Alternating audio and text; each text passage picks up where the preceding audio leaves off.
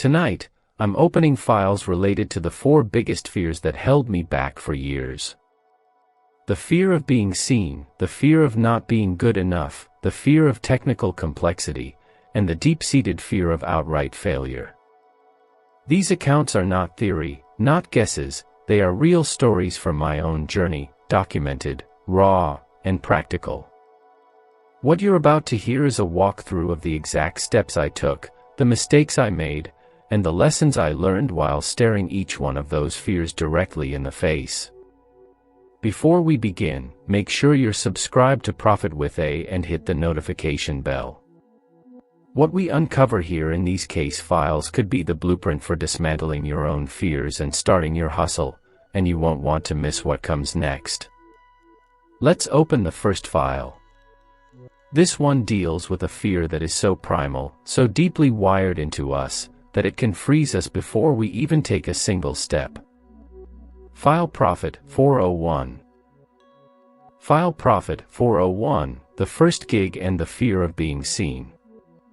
It was the fall of 2019.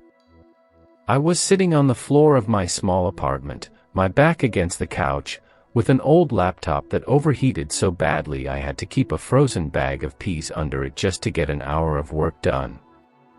The room was quiet, save for the hum of the refrigerator and the frantic whirring of my laptop's fan. I had spent weeks consuming every how to make money online video I could find, a cycle of inspiration and immediate deflation. I was a ghost in the digital world, all consumption, no creation. The idea of putting myself out there, of creating a profile and saying, "I can do this," felt like stepping onto a stage naked. The first significant action wasn't grand. It was mundane, almost pathetic. It was clicking the join button on Fiverr.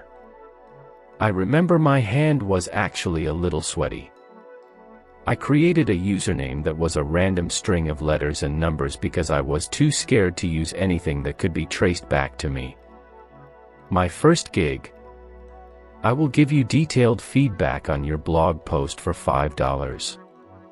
I wrote the description, filled in the tags, and then I stared at the Publish Gig button for what felt like an hour. I clicked it. And immediately, the fear set in. What if someone I know sees this? What if they laugh? What if no one ever clicks it? For 3 weeks, nothing happened. Absolute radio silence. I would check the app first thing in the morning, throughout my lunch break, and last thing before bed. Nothing. The silence was louder than any criticism. I started to rationalize, see. It's a saturated market. It was a stupid idea. I almost deleted the gig half a dozen times. The fear of being seen had morphed into the sharper, more painful fear of being ignored. But then, I made one small change. I replaced the random username with Profit with A. It was a tiny act of claiming a small piece of digital ground. It felt terrifying, but also like putting on a suit of armor, however flimsy. Then, on a Tuesday afternoon, my phone made a sound I'd never heard from the Fiverr app before. It wasn't an update notification. It was a distinct, high-pitched ping. My heart jumped into my throat. I fumbled with my phone, my hand shaking just enough to be noticeable. There it was. An order notification. You have received a new order from username. I didn't move for a full minute. I just stared at the screen. The door hadn't just been knocked on, it had been opened. Someone, somewhere, had seen my little gig and decided it was worth $5. The reality was, I spent about 3 hours on that $5 gig, meticulously crafting feedback, making it perfect. I made about $1.60 an hour after Fiverr's fee. But when I hit Deliver Order, and a few hours later, the client left a 5-star review saying, "Excellent and thoughtful feedback, the the feeling wasn't about the money. It was about the validation. The takeaway was clear: the fear of being seen is a gatekeeper, but on the other side of that gate is connection, feedback, and the beginning of a reputation. At Profit with A, we classify this as a foundational exposure, the moment you learn that visibility, not anonymity, is the currency of the digital hustle. But that first sale, as empowering as it was, immediately triggered a new, even more insidious fear. Because now that someone had seen me, I was terrified they would realize I had no idea what I was doing.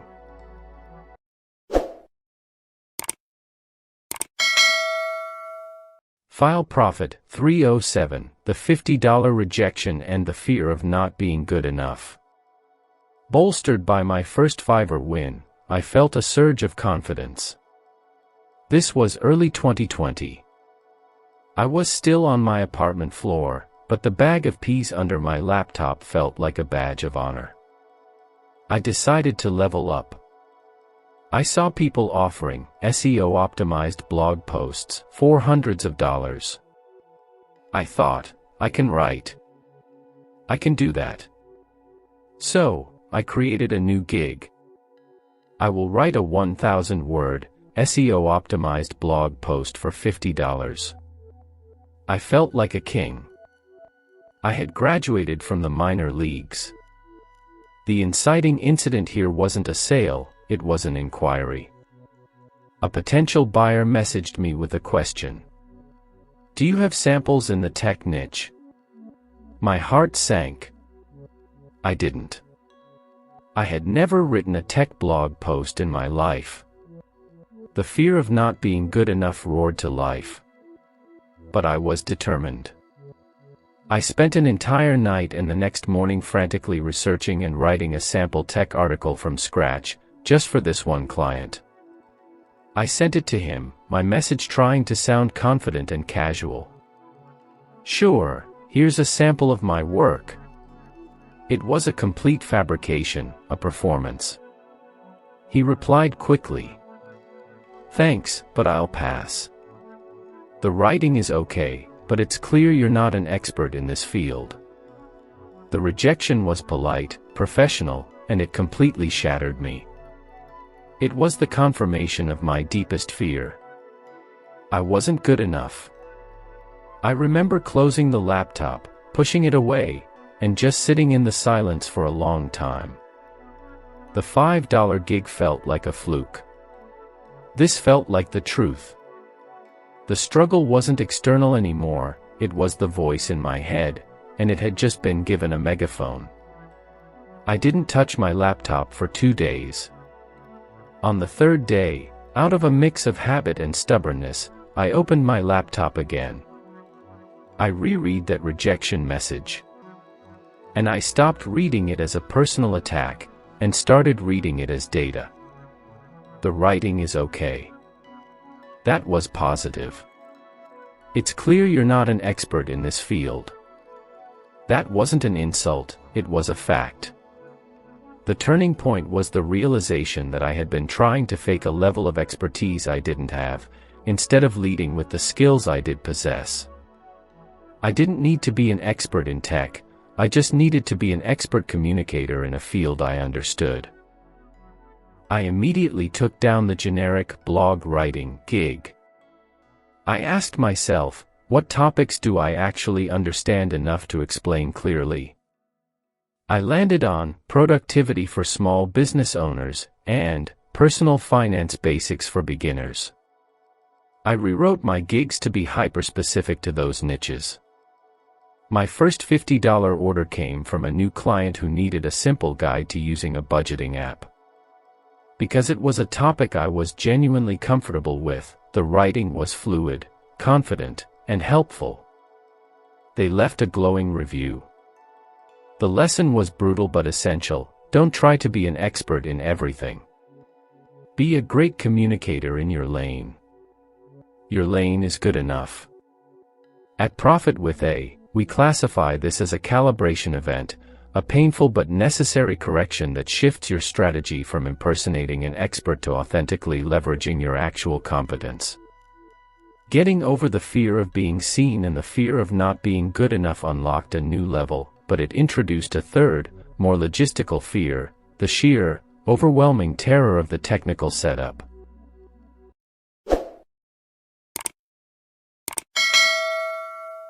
File Profit 522, the landing page and the fear of technical overwhelm. By mid-2020, the freelance gigs were coming in steadily. I had graduated from my apartment floor to a small, second-hand desk. The bag of peas was retired for a laptop cooling pad that actually worked. But I hit a ceiling. Clients were asking, "Do you have a portfolio website?" My answer was always a hesitant, "Not yet."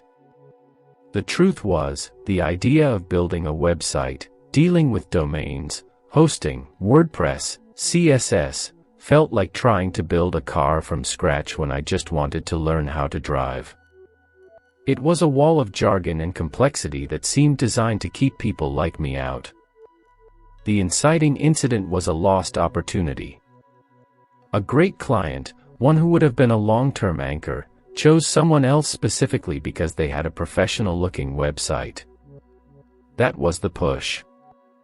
That same day, with a knot of frustration in my stomach, I Googled how to make a simple website. I was bombarded with 1,000 options. But I forced myself to pick one. I signed up for a Cardi.co account because the ad said, "One-page sites made simple." I bought a domain name, myown.com, and my hands were shaking during the checkout process. This felt like a real, tangible, and very technical commitment. The next 72 hours were a special kind of hell. I was staring at a blank template, completely paralyzed. I'd spend an hour trying to adjust the padding on a text box, only to accidentally delete the entire section. I'd watch a 10-minute tutorial, follow the steps exactly, and get a completely different result. The fear wasn't of failure anymore, it was of my own incompetence with tools everyone else seemed to master effortlessly. I felt like I was speaking a language I didn't understand. I must have deleted and restarted my landing page 4 times. The frustration was a physical thing, a tightness in my shoulders, a constant sigh on my lips. I was overcomplicating everything, trying to build a palace when all I needed was a clean, well-lit storefront. The turning point came when I abandoned all the complex tutorials. I closed all the browser tabs. I opened a blank document and wrote down, in plain English, the 3 things my website had to do. 1. Say who I am. 2. Show what I do. 3. Tell people how to contact me. I went back to Card with this simple blueprint. I chose the most basic template available and I just started dragging and dropping elements. No fancy code, no complex layouts. Just text, a few images, and a big, clear, "Hire me" button. It took me 2 hours. And when I hit publish, and my own domain name loaded with a real, live website on it, a website I had built, the overwhelm vanished. It wasn't perfect, but it was mine, and it was live. Within a week of having that simple site linked in my profiles, I landed 2 new clients who specifically mentioned they appreciated how clear and straightforward my portfolio was. The lesson was the opposite of what I expected. I didn't need to conquer the technical mountain, I just needed to find the simplest path around it. The goal wasn't to become a web developer, the goal was to have a functional website. Perfection was the enemy of progress. At Profit with A, we classify this as a systems breakthrough, the realization that most technical barriers are just poorly explained simple tasks.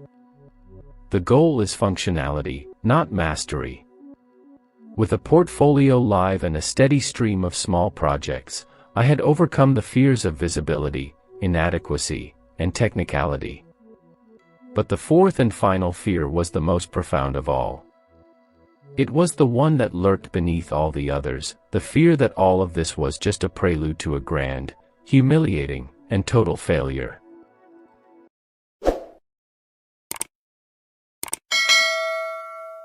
File Profit 118, The First Retainer and the Fear of Ultimate Failure. It was the winter of 2021. I had a desk, a functioning laptop, a website, and a handful of 5-star reviews.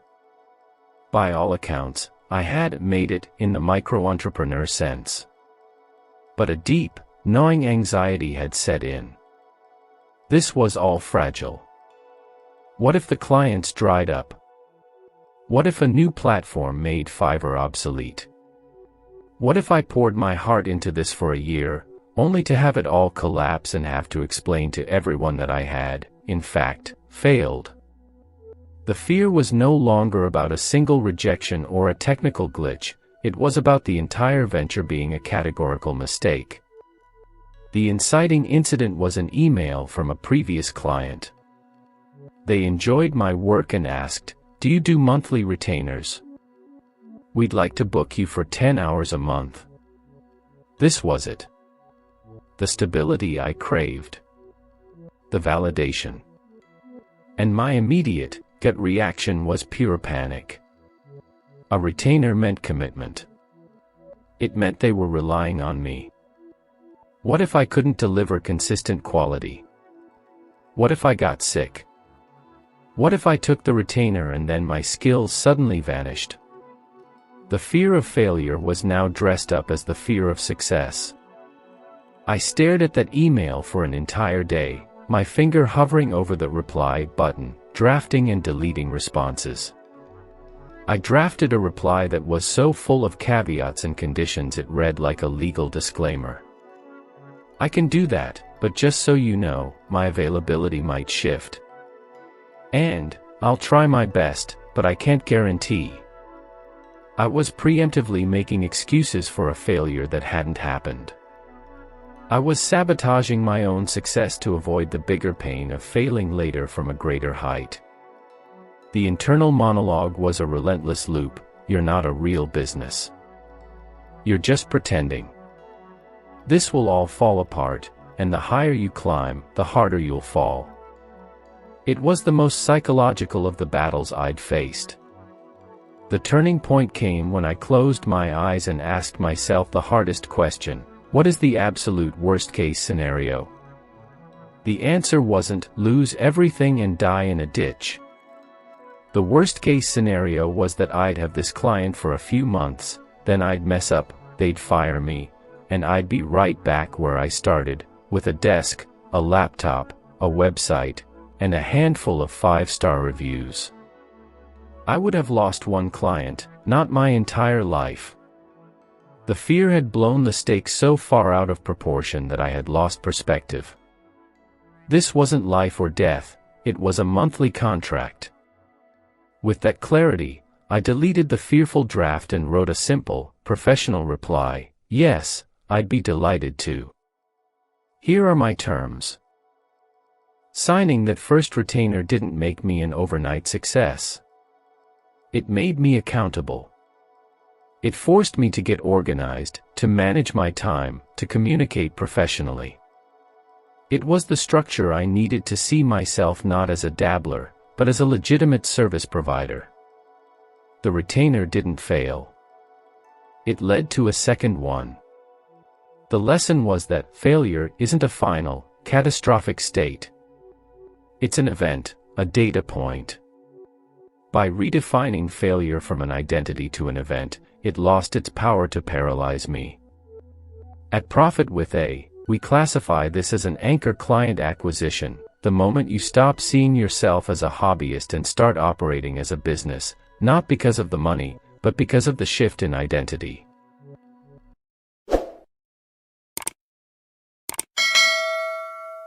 And so, we close these 4 files.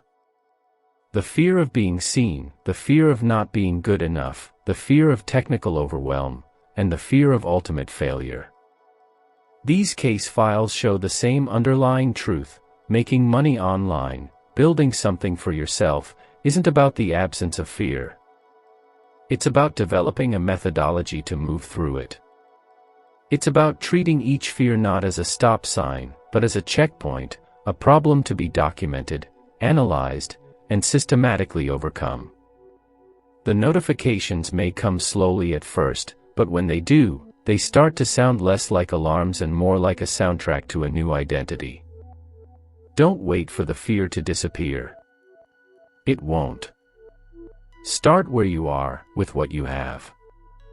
Your first win, no matter how small, that first $5, that first published website, that first yes to an opportunity, isn't just proof that you can make money. It's proof that you can face the fear and walk through it. That is the real victory. If you've started your own hustle and faced down one of these fears, I want to hear about it. Drop your story in the comments below. I read every single one, and your experience might be featured in a future Profit Log, giving someone else the courage to start. To make sure you don't miss it, subscribe to Profit with A and hit the notification bell. This has been a productive one from Profit with A. Until next time, keep hustling.